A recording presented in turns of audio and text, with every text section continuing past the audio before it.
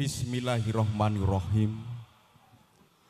Assalamualaikum warahmatullahi wabarakatuh. Alhamdulillahilladzi hadana li hada wa ma kunna linahtadiya laula an hadanallah. Laqad ja'at rusrabbina bil haqq wa nutu antil kumujjanatu ristumuha bima kuntum ta'malun. Asyhadu an la ilaha illallah wa asyhadu anna Muhammadan abduhu wa rasuluh wala ali amma ba'du. Katur kadang pametri budaya keluarga ageng Maranatha Entertainment kepareng hambabar ungling ladrang Santi Mulaya hangiring pambiyawara maosaken rantaman pahargyan.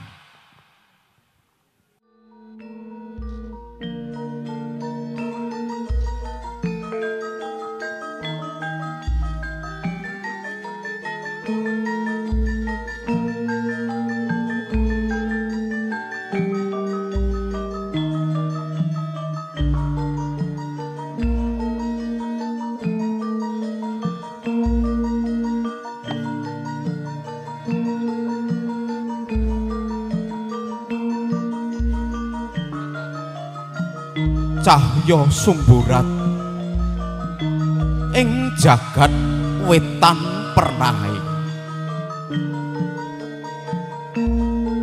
nalika samana Sang Bagaskara nyunari bumi pertiwi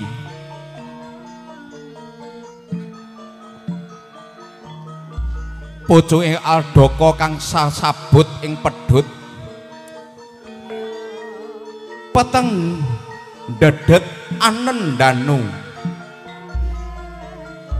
sineblak cahyaning yang arka dadya endang mahayat himantaka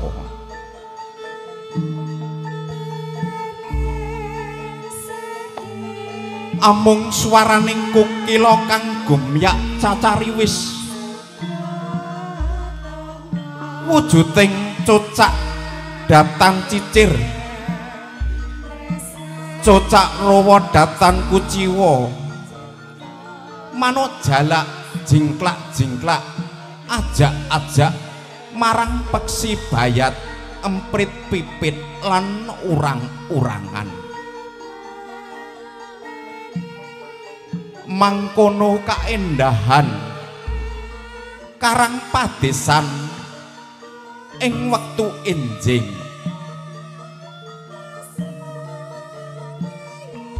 lamun to kaendahan kaya-kaya kasor marang kahananing Siti Inggil Binaturata papan ingkang rinengga maneka warna tetuwuhan sekar ingkang hambabar gondo arum tan kena prabeda karo kahananing Taman Sriwedari Duk ing Uni mapan wonten sasana boga limasan padukan menjing RT kalih RW 8 Desa Donodan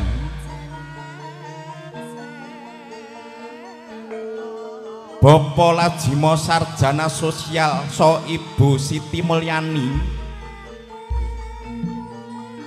ingkang pidalem saking padukuhan jebol RT sekawan RW 7 Desa Donodan Kecamatan Kemplak kadawah wewengkon tataran kalih Kabupaten Boyolali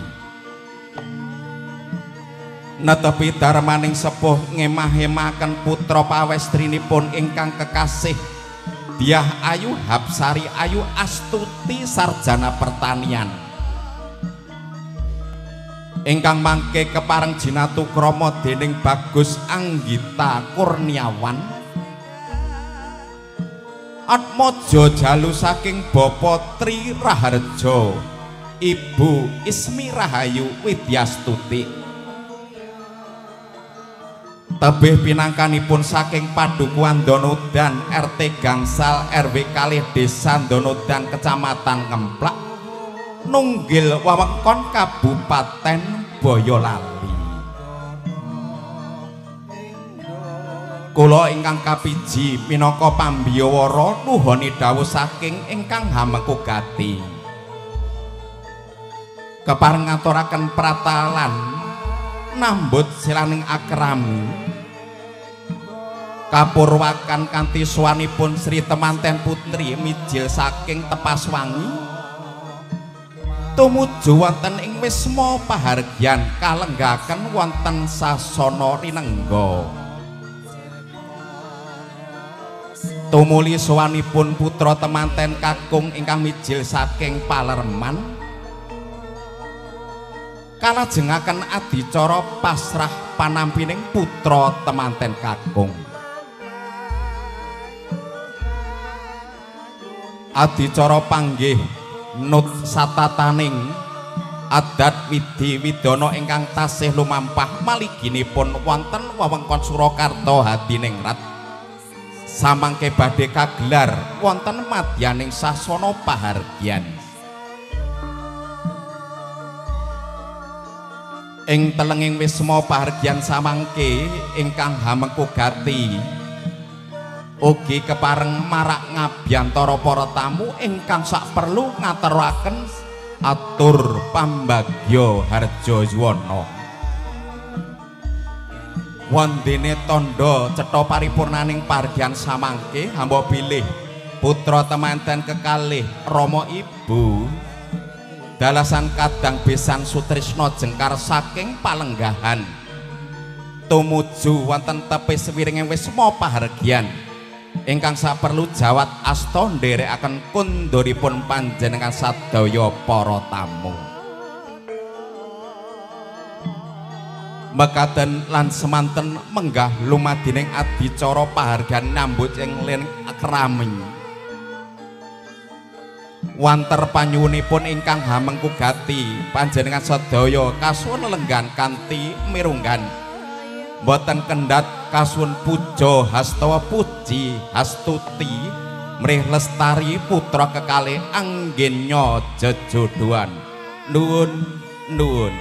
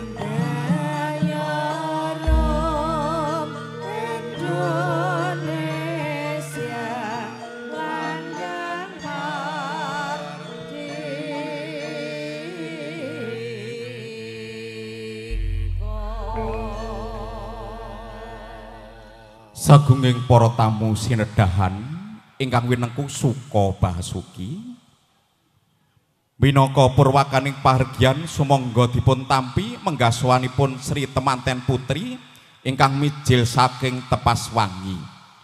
Menggah lampahipun Yah Ayu Habsari Ayu Astuti sarjana pertanian kakanthi dening Ibu Anaso Ibu Anggraini. Tutwuri handayani sakwingkingipun ingkang hamengku gati Bapa Lajima sekalian garwa. Kasumbul dumateng paraga ingkang sampun kapiji. Menggah lampahipun putra Temanten Putri kapiyarsa kadya kongas gandhanipun kadya puspa ingkang maneka warna.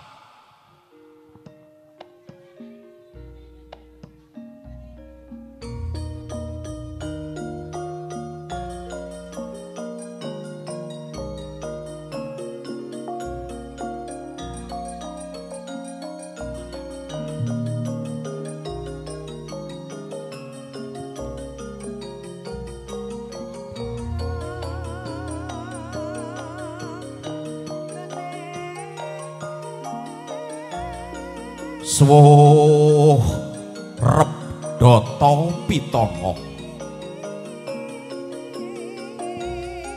Swuh Rebdata Pitana pundhita nagari ingkang kaeka adi dasa purwa.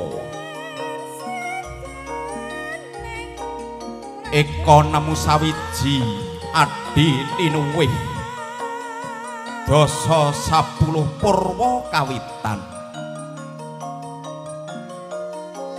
Jih wonten wontelenging wisma pahargyan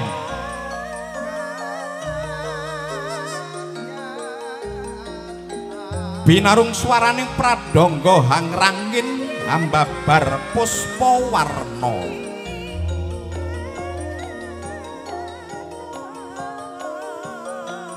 Lon-lonan tindakira Sri Temanten Putri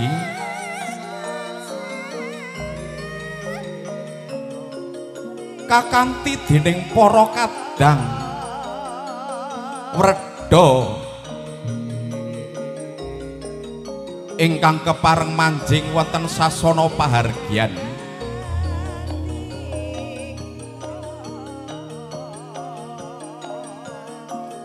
Nulya ana teja malengkung hanguwung mawa praba. Lah punika tejanipun Sri Temanten Putri ingkang mijil saking panti pambusanan paripurna anggenipun hangadi busana hang lulur sarira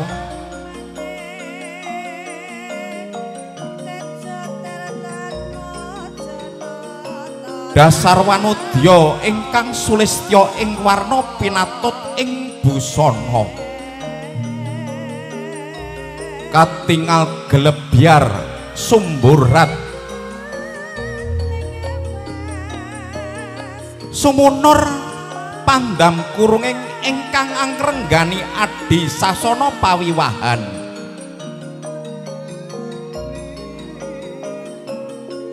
Katingal kadya Putri Nata ingkang mijil saking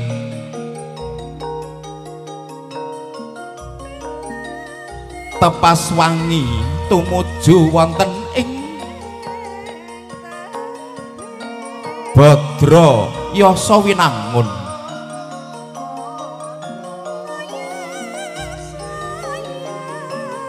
Cingak para tamu handulu marang mustikaning pahargyan.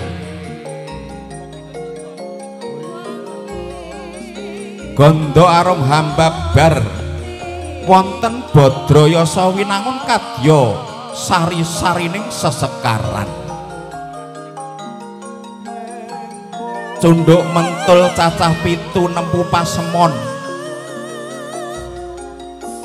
tansah nyuwun pitulungan ngersanipun Gusti ingkang Maha Wikan.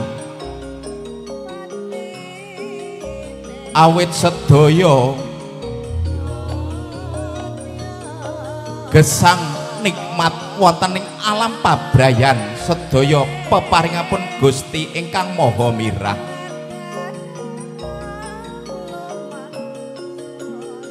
Lestari Widodo tumuju ongyan kang tinuju putra temanten putri lenggah wonten sasana rinengga. Lenggah anggana raras tegesipun lenggah piyambakan nyumadong tumuruning wahyuning jodho.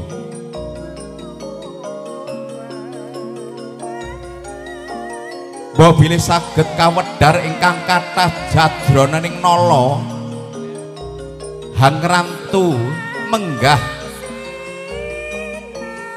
Jajaka tumarana gegantilaning nala ingkang badhe mangke badhe kapanggihaken.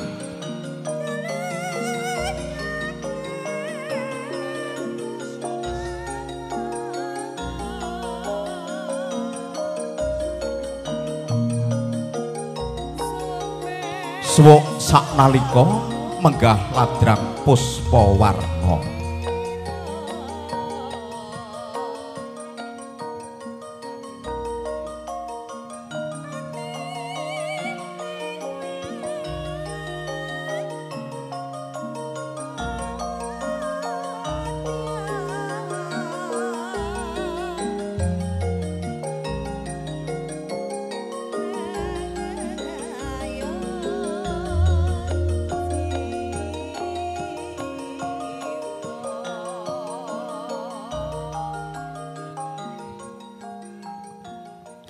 Sagunging para tamu kakung miwah putri ingkang suka bagya mulya, lumadi menggah tumapak adicara ingkang hak lajengipun swaminipun duta pamethuk ingkang dipun paragani dening Bapak Tata Hartanto sarjana ekonomi sekalian garwa kepareng lumampah tumuju wonten sak ngajenging sasana rinengga ingkang saperlu nampi pikukuh saking ingkang hamengkugati.